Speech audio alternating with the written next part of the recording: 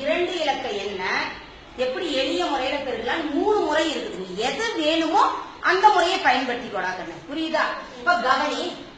இப்ப இந்த 5 நமக்கு தேவையில்லை. நேற்று ஒரு இலக்க எண்ணால எப்படி பெருக்கணும்னு சொல்லி கொடுத்த ஞாபகம் இருக்கா? அதே முறைதான். 3 2 என்ன 4 2 அடுத்தது எதால பெருக்கிக்கணும்? 5ஆல 3 5 15 எங்க போடணும்? இங்க போடணும். புரியுதா கண்ணு?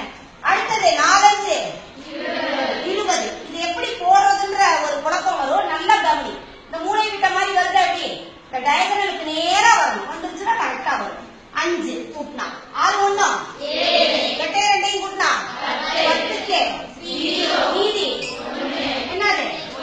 ரைட்டா? அதே மாதிரி இன்னொரு முறையிலையும் இருக்கலாம். இப்ப கவனிட இதுல நல்லா கவனிடாங்கன்னு முதல் இங்க இருக்கக்கூடிய 1ஆம் ஸ்தானமும் 1ஆம் ஸ்தானமும் 3 5 15க்கு மீதி.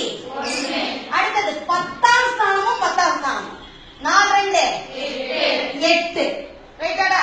இப்ப நல்லா கவனி. உள்ள இருக்கக்கூடிய 2 எண்ணையும் இருக்கிற 3 2 4 5 26 26 1 27க்கு மிச்சம் 8 2 10. கரெக்டாடா கண்ணு? 2 விடையும் கரெக்டா இருக்கா? அதே மாதிரி அடுத்தது இன்னொரு முறையிலையும் பெருக்கலாம். நீங்க 2 இலக்கம் வந்துருக்குதா? அப்ப இப்படி கட்ட போட்டுக்கிறேன்னா இல்ல ஒரு சின்ன ஒரு காரியம் செய்யும். இந்த மூளை விட்ட ஒண்ணு லேசா வரைஞ்சு போடாங்க. என்ன பண்ணிக்க நீ? மூளை விட்ட ஒண்ணு. ஏன்னா நம்ம எப்பவுமே 2 2 இலக்க எண்களாக எழுதினாதான் கொஞ்சம் பரவாயில்ல. நல்லா கவனி.